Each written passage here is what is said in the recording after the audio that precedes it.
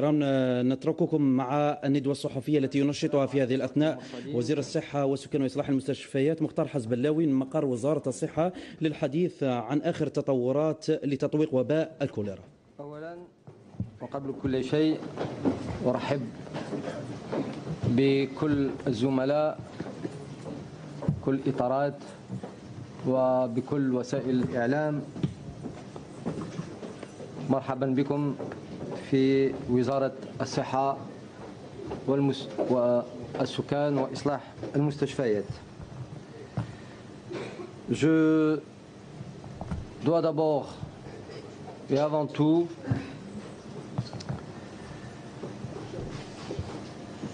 dire que, alhamdoulilah, la situation, comme les experts l'ont présentée, est maîtrisée. On dit maîtrisée. Et je dois, au nom de tous les cadres du ministère de la Santé, remercier l'ensemble des secteurs. Je ne serai pas exhaustif, mais je citerai le ministère de l'Intérieur et des collectivités locales, le ministère de l'Agriculture, de l'Environnement, du Commerce, et je m'en excuse si je ne pourrai les citer tous, pour l'efficacité de leur implication dans cette urgence sanitaire.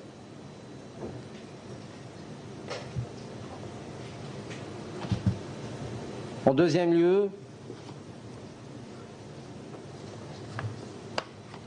les remerciements et notre reconnaissance par rapport à la mobilisation sans précédent des équipes médicales et paramédicales, des gestionnaires de la santé au niveau des wilayas concernés, mais au niveau également de toutes les wilayas.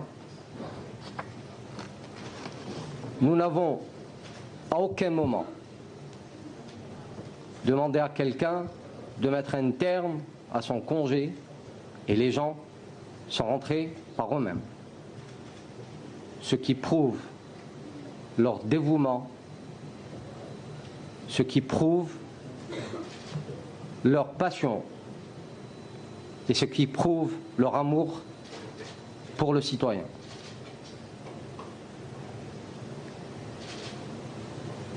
Je ne peux pas ne pas remercier les médias.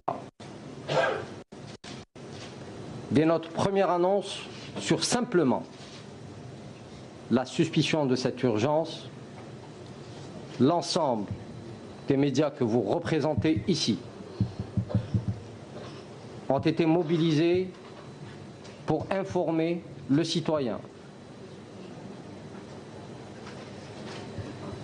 Souvent avec un professionnalisme, parfois avec quelques maladresses, mais c'est comme ça. Mais je vous remercie parce que votre efficacité a pu faire mobiliser l'ensemble des citoyens. Mais nous avons maîtrisé cette situation et pour cela, il y a un acteur principal dans ce qui s'est passé et donc je ne peux pas ne pas rendre hommage et remercier l'ensemble des citoyens pour leur adhésion, pour leur compréhension sur l'ensemble des mesures qui ont été prises par notre secteur, mais également par les autres secteurs. Nous l'avons dit, et je le répète aujourd'hui, que le dispositif sera maintenu jusqu'à la compréhension des causes réelles de cette urgence sanitaire qu'a connu notre pays, jusqu'à ne plus avoir de cas suspects. Ce dispositif, et encore une fois, sera maintenu parce que vous avez vu, les experts en ont parlé, que la période d'incubation de cette bactérie peut être relativement longue. Je remercie le professeur Smaïl pour nous avoir éclairé sur les mesures ces mesures d'hygiène préventive qui sont donc à faire à titre individuel mais également collective. On ne doit pas les oublier demain ou après-demain. Ça doit faire partie de nous. Ça doit être ancré dans notre quotidien. Et juste pour précision, préférez le savon liquide. Il ne coûte pas cher. D'ailleurs, il est de meilleur prix que le savon en pain. Savon al-hajra n'est pas très conseillé dans l'hygiène collective.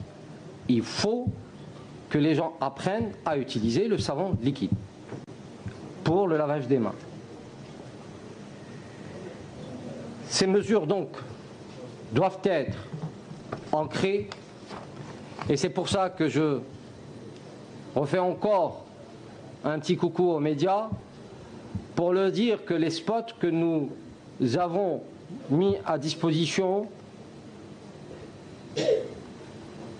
et les émissions qui doivent justement informer, conseiller et enseigner aux citoyens, et quand je dis le citoyen, il faut qu'on apprenne à nos enfants les mesures d'hygiène, aussi bien individuelles que collectives.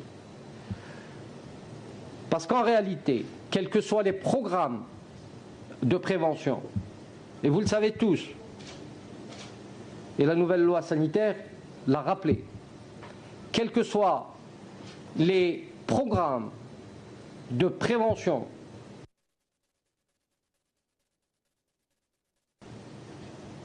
seront insuffisants si nous n'avons pas l'adhésion de l'ensemble des citoyens. Et prévenir une maladie, c'est d'abord se prémunir contre un certain nombre de choses en simplement maintenir une hygiène collective et individuelle appréciable. Donc, c'était là, et vous allez encore avoir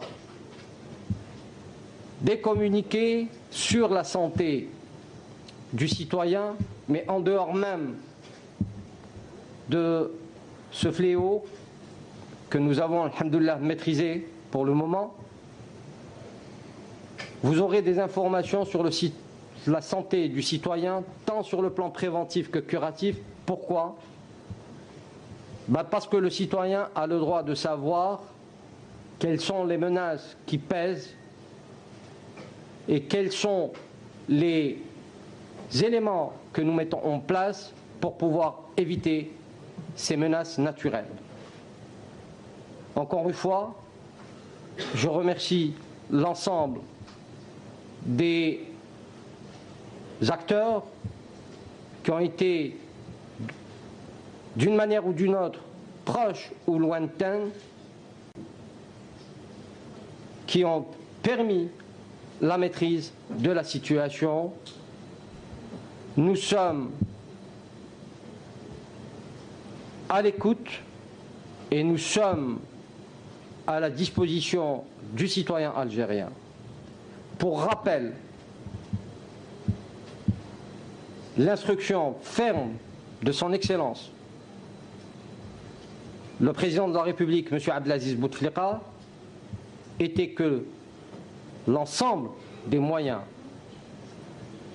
doivent être mis en place.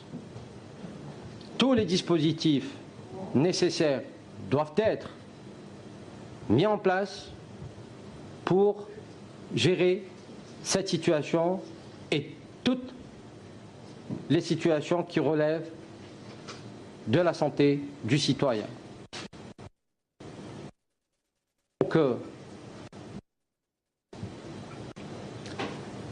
avec le secteur de l'éducation nationale, pris un certain nombre de décisions pour justement enseigner, favoriser l'hygiène en milieu scolaire. Nous avons cet honneur de pouvoir, à travers les unités de santé scolaire, un droit de regard sur la santé des enfants scolarisés, et nous allons donc faire un programme pour enseigner à nos enfants comment se protéger de ces maladies qui sont transmissibles. Je vous remercie. Maintenant, je vais prendre quelques questions, si vous le permettez, et ensuite, je prendrai 5 questions. Nous avons des obligations. Je prendrai 5 questions et je répondrai aux 5 questions à la fin de vos interventions. Alors, première question. Madame, oui.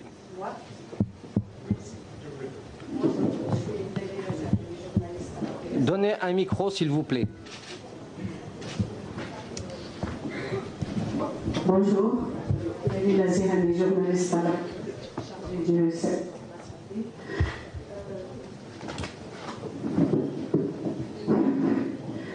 Moi, ma question, vous pensez pas, monsieur le ministre, qu'on a un problème apparemment. Allez-y. Vous pensez pas, monsieur le ministre, qu'on a parlé à donner des cours de cette épidémie depuis le 7 octobre, avec tous les moyens mis en place et avec tous les moyens de l'Institut Pasteur et de l'INSP, jusqu'à présent, on ne connaît pas la cause et c'est ça qui a sonné.